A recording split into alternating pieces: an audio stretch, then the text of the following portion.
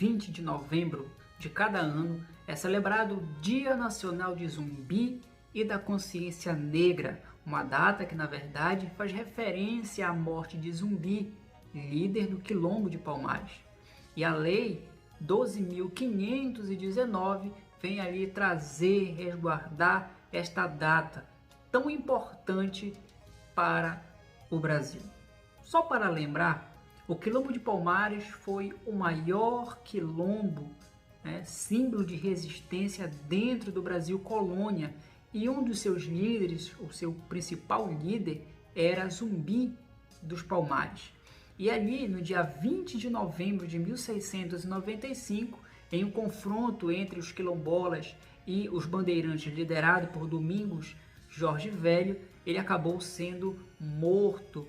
Bem, a data é uma importante conquista, pois ela também marca ali um período conturbado do Brasil, em meio ali ao regime da ditadura, e que vai sofrer ali, ter a sua enfraquecimento a partir da década de 70, quando muitos grupos sociais, muitos movimentos sociais, eles passam ali a questionar e cada vez mais se opor a esse regime dentro do Brasil. E um dos movimentos, o Movimento Negro Unificado contra a Discriminação Racial, ele vai ali num congresso realizado em São Paulo em 1978, escolher essa data, 20 de novembro, como uma data importante, um marco para esta celebração do Dia da Consciência Negra. Só que não foi assim de imediato que essa lei ela foi aprovada ou foi ali colocada em vigor. Basta você lembrar, por exemplo, que ela só entra em vigor no dia 10 de novembro de 2011, ali através da Lei 12.519, que traz ali então a descrição do Dia Nacional de Zumbi e da Consciência Negra. Mas vamos lembrar um pouco mais sobre todo este movimento. A figura de Zumbi dos Palmares, ela vai ser escolhida para representar a luta dos negros escravizados, mas também os muitos direitos que são reivindicados pelos afros brasileiros. E você deve estar se perguntando por que então o 13 de maio não entra aí também como uma data importante. Hoje a historiografia ela questiona muito a questão do 13 de maio, ali a assinatura da Lei Áurea e tudo mais pela Princesa Isabel. Vale ressaltar que a Lei Áurea ela trazia ali a liberdade para muitos escravos que ainda eram cativos. Só que esses escravos, após libertos, ele não tinha nenhuma lei que viesse ampará-los ou viesse resguardar de algum tipo de assistência por parte do poder público. Eles eram lançados à sorte. E aí há o questionamento de que esta lei era apenas uma falsa liberdade. Mas voltando aí ao contexto em que essa lei, essa escolha, ela vai acontecer, nós estamos falando ali de um período conturbado que é justamente o período da ditadura no Brasil, em que muitos movimentos sociais eles vão estar se opondo a esse regime, e ali então com o fim do regime ditatorial no Brasil e a promulgação da nova Constituição a partir de 1988, esses movimentos sociais vão ter uma forte participação nas discussões políticas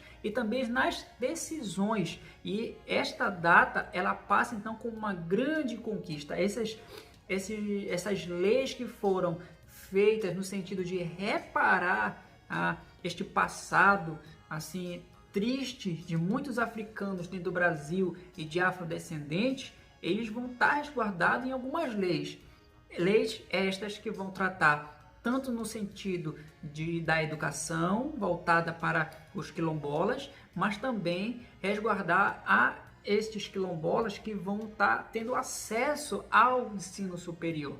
Vamos a alguma dessas leis. A lei de cotas para o acesso ao ensino superior. Nós temos também a Lei 10.639 de 2003, que vai tratar ali do ensino de História da África e da cultura afro-brasileira dentro das escolas de ensino básico. Outra lei também é a de 7.716 de 89, que vai tratar ali do preconceito da raça e de cor.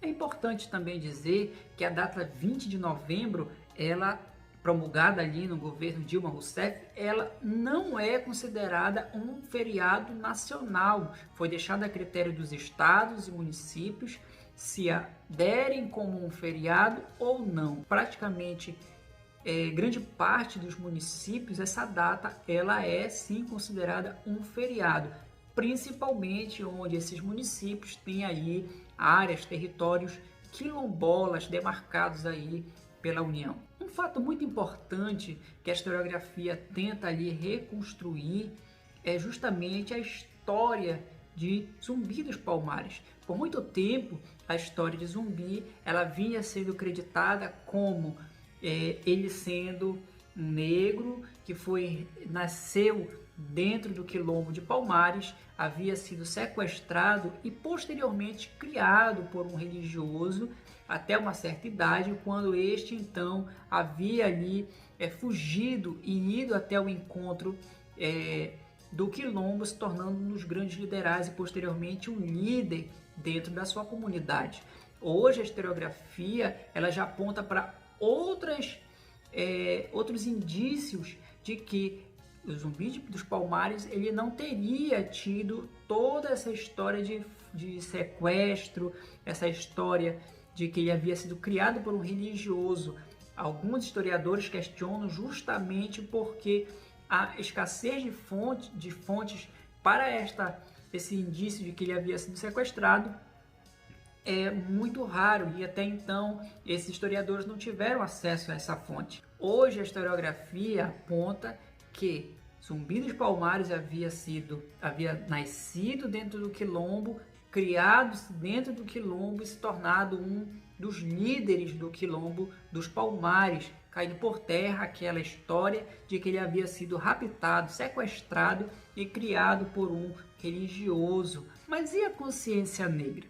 Bem, a data ela traz ali reflexões, principalmente no tocante a racismo e a desigualdade dentro da nossa sociedade. Serve para nos lembrar das lutas enfrentadas, dos sofrimentos dos africanos dentro do Brasil e também reforça a importância de se lutar por mais direitos e que venha assim no sentido de trazer uma sociedade mais justa para todos nós. Ela também serve para nos lembrar que a nossa sociedade foi construída sob o regime de escravidão. Ela serve também para nos lembrar das muitas tentativas de se apagar da nossa cultura, do nosso cotidiano, a cultura africana, e ao mesmo tempo para nos lembrar da falta de oportunidade e que mesmo com as mudanças dentro da lei, ainda temos muito que aprender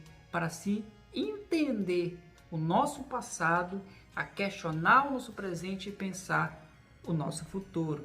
Este foi o vídeo sobre a consciência negra e espero que vocês tenham gostado. Desde já deixe seu like, compartilhe este vídeo se você gostou, se inscreva no canal. Um forte abraço a todos vocês, tchau e até logo.